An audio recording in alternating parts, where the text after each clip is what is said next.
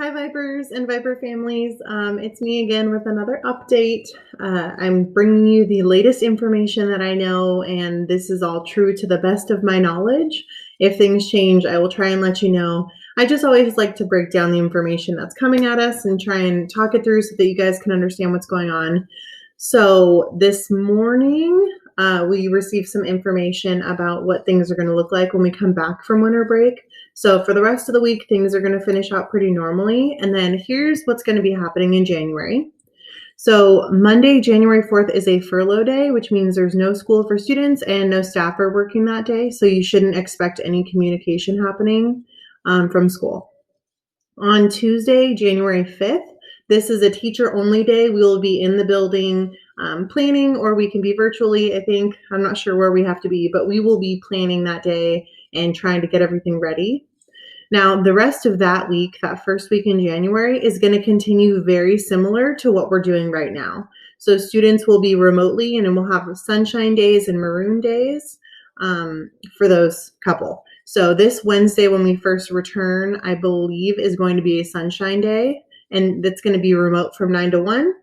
And then the students will not have office hours that week for any of their classes. That just gives us additional time as teachers to prepare for this third new set of expectations for the year. So that just gives us some time to switch everything over, really prepare to see students again that next week. So we'll have a sunshine day, a maroon day, and a sunshine day that first week in January. So students will only have classes 3 days that week, which would have been the normal situation anyways.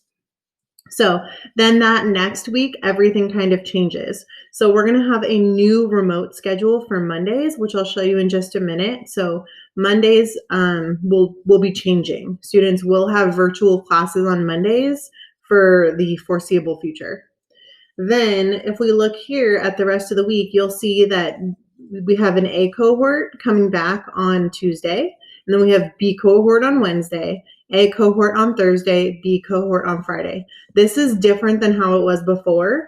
Before, A cohort was there Tuesday and Wednesday, and B cohort was there Thursday and Friday.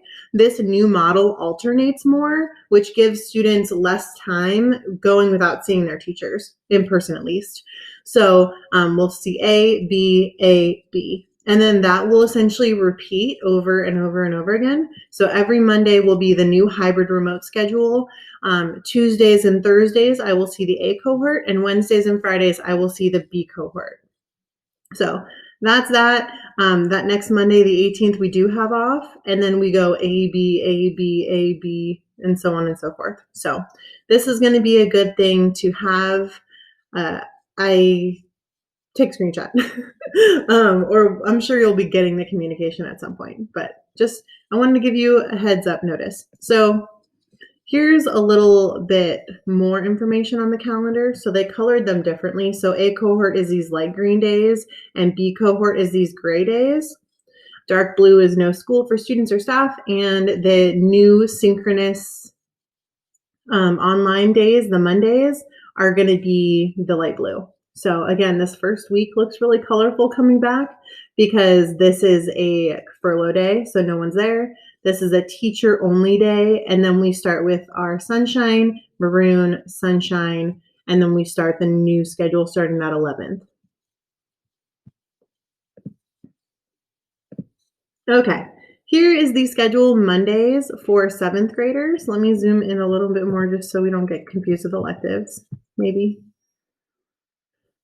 Okay, so we're just going to focus on this one right here. And so this is what students will be going to virtually on Mondays. They will be seeing all of their teachers. They will be going to all of their classes in this order. And I'll point out a couple things as we go.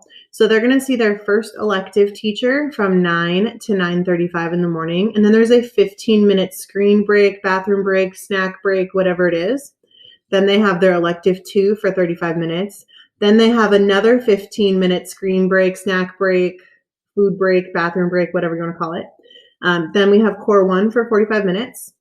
Then they will have 30 minutes for lunch and recess.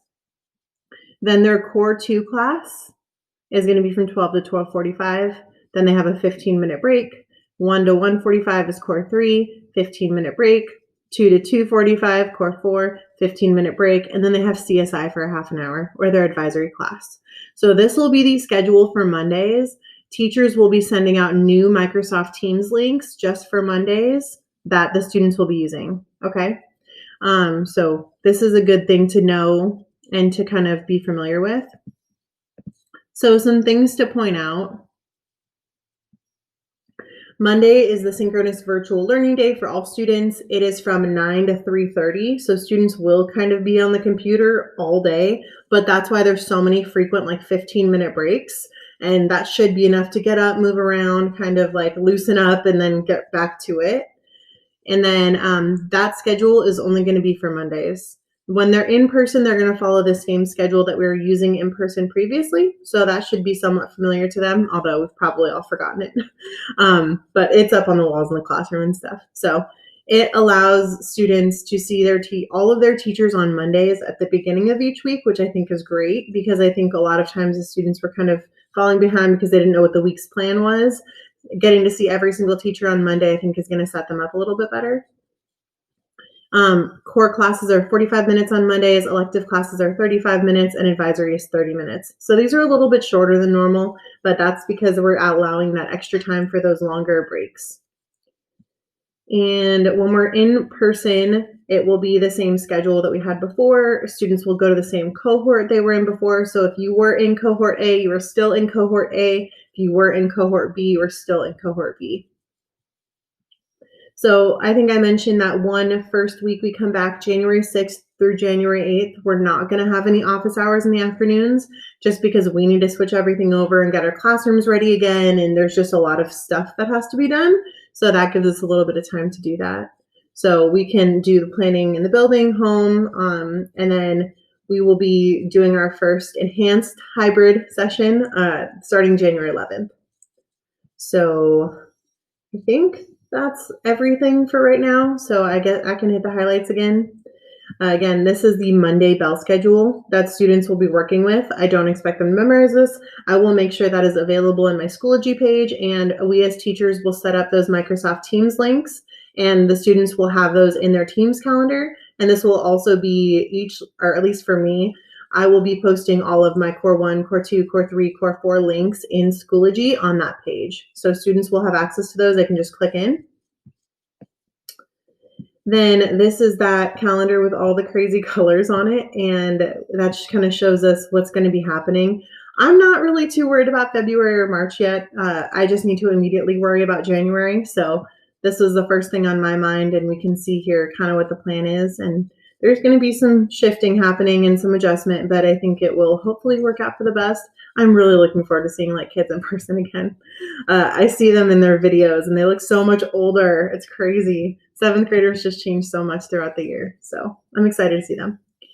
And then here is, again, a little more details of that January plan. So no school for students or staff, Monday, January 4th. January 5th, teachers only, and then we will continue the remote that we've been doing for the past, I don't know how many weeks, from 9 to 1, from 9 to 1, from 9 to 1. And this will be sunshine, maroon, sunshine. And then starting on the 11th, we start our new schedule where students will start coming back into the classroom on either the 12th or the 13th, depending on their last name and which cohort they're in. Okay, that was a lot of information, and I hope that was helpful to you. So yeah, if you have any questions, feel free to email me. I'm here if you need it. I just want to make this next transition as smooth as possible again for the kids and for the families. So bye.